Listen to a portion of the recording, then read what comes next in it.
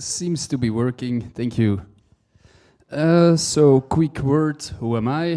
Thomas. I studied here, burgerlijk ingenieur. So, spent some time in these aulas. And since my time at university, I was already playing around with blockchain, mostly losing money trading. But I also delved into the tech side, so started building some smaller projects. Then I decided to join Intellect KU in Belgium. So it's a company that builds more proof of concepts for traditional financial institutions. But on the side, I kept very deep in the public space, started doing MEV. We like to invent new names for existing things. So it's basically arbitrage, but then with blockchain protocols. And then since 2022, start building Arcadia Finance. It's a DeFi protocol where we focus on management of liquidity positions of decentralized exchanges. So very niche sector, but I would say one with impact, with product market fit. So we help market makers on-chain to manage their assets, but more on that later. Maybe a question to see the audience. Who knows what flash loans are? Put your hands up. Okay, then I underestimated you. So, since I will start with some basic concepts to set the scene, DeFi, what it is all about. If we go back way in ancient times, two people want to trade. Trading goes back 150,000 years in the past. How did it work? They meet up in a local market and they bring their goods. Human evolves, so of course what we trade expands both in quality and in distance. So after a while it becomes impractical to transport your goods to the place to market. So around 3000 before Christ, some smart guys saw some clay and some sticks on the ground in Mesopotamia, and he thought, why don't we just write our trading deal on this clay tablet, and we go to the market with that, and we don't have to bring all our goods. So that was actually quite a good idea, because now at the local marketplace, people just had to show up with a clay tablet to do trade. By the way, the first written records ever found by humankind are financial ledgers to store trading transactions. So it's maybe a moment to reflect. What we're building here is one of the most important technologies ever invented by humankind, scripture. We can transfer information, knowledge over generations, and the reason we invented it was to have ledgers to trade. But now a new problem emerges. Under normal circumstances, our ledgers agree with each other. But what if we have now people that made a deal, and when it has to be settled a few months later, they have different ledgers? Some clever guy saw an opportunity and decided to be the trusted middleman. So instead that each party keeps their own ledger, we have one party that keeps the ledger for a whole country, a whole community, and this guy can tell every time who owns what. Of course, technology improves. We invent scripture in the 1300s, double entry accounting. Later on, we have the digital age. So the amount of information we can process increases. Like now, we have millions of transactions we can handle per second all over the globe. But the same principle remains the same. There is a single guy keeping the ledger for everyone, storing all our trade transactions. I think you see where we are going. Until 2008. Now for the first time, Satoshi Nakamoto, he finds a way that we can do trades, that we all have our own ledger, but that we keep it in sync without a middleman. But why should you as a user care?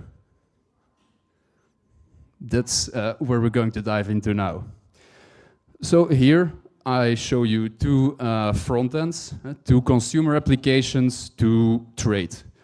On the left side, a DeFi protocol. On the right side, a traditional financial broker.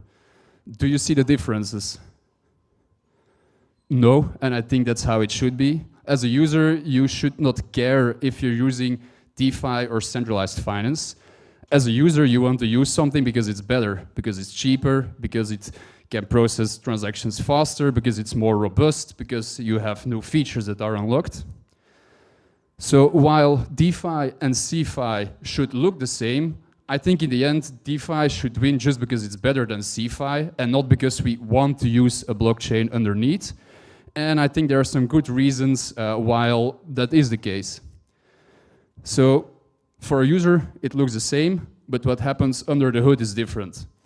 In DeFi, we use a blockchain as the final ledger that says who owns what, which contracts are open standing, and the logic is implemented by smart contracts, immutable, decentralized code. CeFi, we have a trusted institution that has their own backend to enforce the rules and their own database to store it. So how do these differ? It's decentralized DeFi, meaning if one of the nodes is out, still the whole network works, while in the centralized world, if the thing is down, you can't do anything with it. And the advantage of making your slides last minute is that you can incorporate the news. Today in Spain and in Portugal, people are queuing for all the bank accounts since they cannot pay for the taxis, which they need because the train doesn't work. So this decentralization is not just a selling point. Over a long enough time, every central system will fail at some point. And things should fail, but you should have backup. Next to that, it's trustless. I think everyone who was in blockchain know how important it is. As soon as you have some middleman, at some point it will go wrong. It is permissionless. If I want to build a blockchain game and I want to use Uniswap to trade my rune scimitars, Uniswap cannot stop me. They built their code to work with any ERC20. No matter who builds on top of that can use it.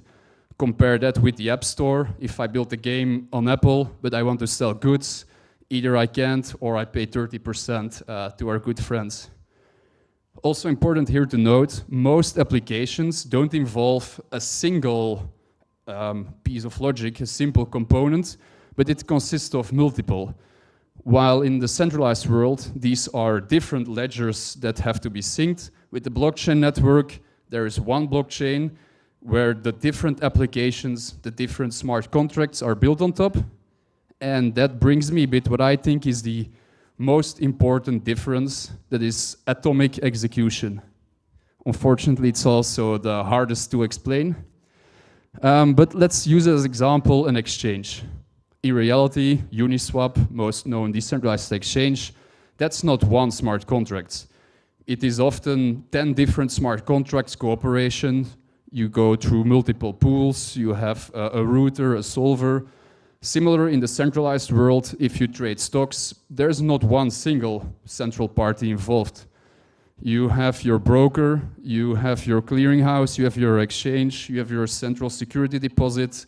All of these have their own ledgers, and when you want to do a trade, it first has to be cleared. So all of these intermediates have to agree that what you can do can be done, and then it has to be settled.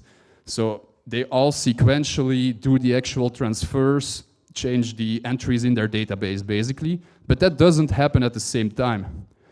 In blockchain, however, here clearing and settlement happens at the same exact instance. So even though my trade goes to 1,000 different smart contracts, if at the end one of them fails, all of them fail. And this is not a, let's say, imaginary risk.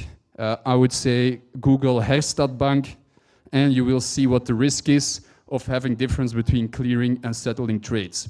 It's basically why it takes so long to send funds to America, why it's so expensive, etc. So we have decentralized, crystless, atomic, composable. This should give us brilliant applications, but where are they? So where are the actual decentralized applications? I have two theories. The first one is DeFi is built by nerds for nerds.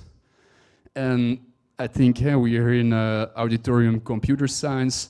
Where do we nerds like to focus on? It is backends, smart contracts, databases, blockchain. Where do we not like to focus on? Front ends, user applications. So we have atomicity that we can simplify so much for the user, but we don't build it. We build very complicated, clutchy things. On the other hand, it is very easy to bash on the nerd. I don't think this is completely true. I think we nerds need to stand up and return the favor. Like the traditional hype cycle, a lot is expected in the beginning, after that grows. Compare this graph now with the graph TVL DeFi. I would say it's almost a perfect match. DeFi only started 2020. That's 5 years ago. It's not fair to expect that we should have already replaced all banks for all things. We're still experimenting. We passed a big hype cycle, but we also achieved a lot of great things.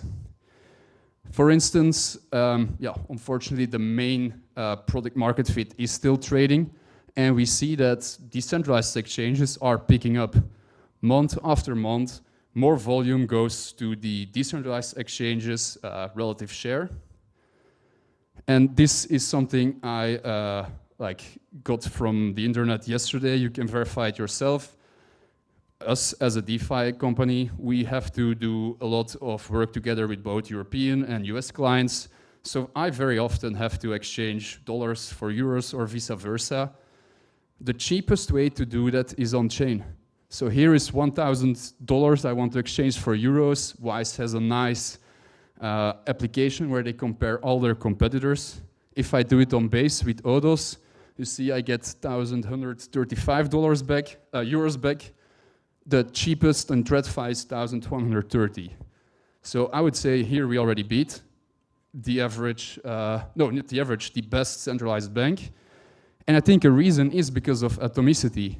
Odos, they are a aggregator. So what they do is they look for the cheapest path to go from euros to dollars, and they don't have to go through a single exchange.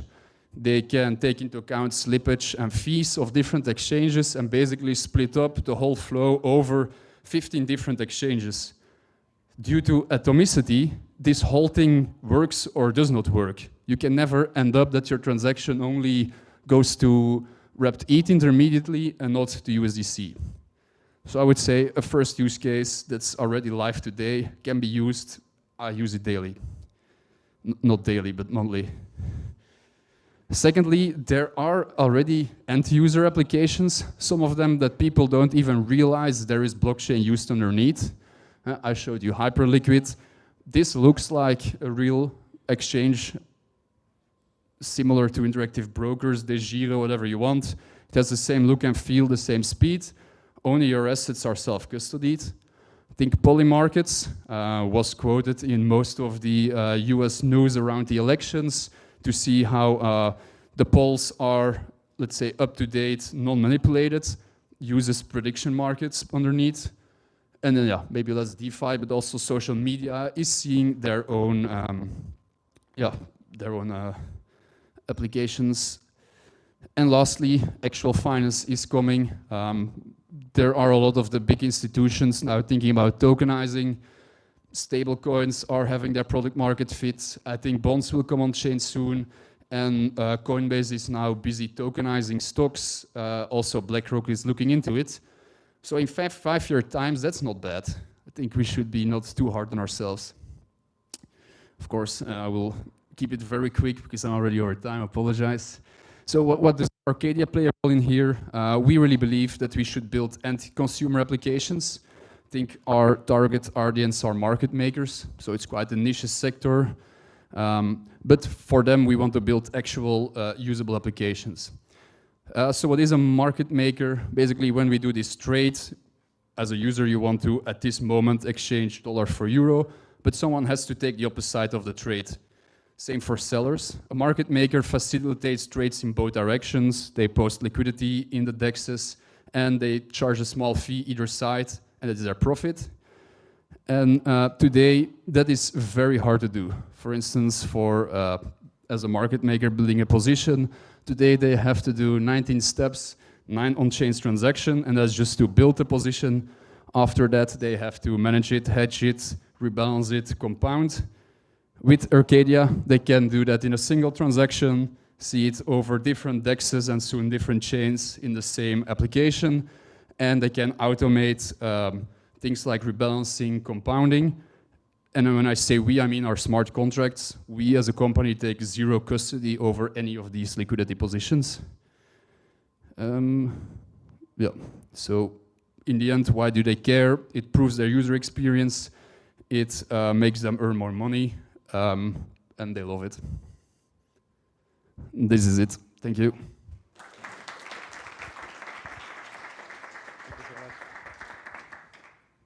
Some thanks, Thomas. Absolutely awesome. I think everyone is going to take some DeFi with them today. Next up is Rafael.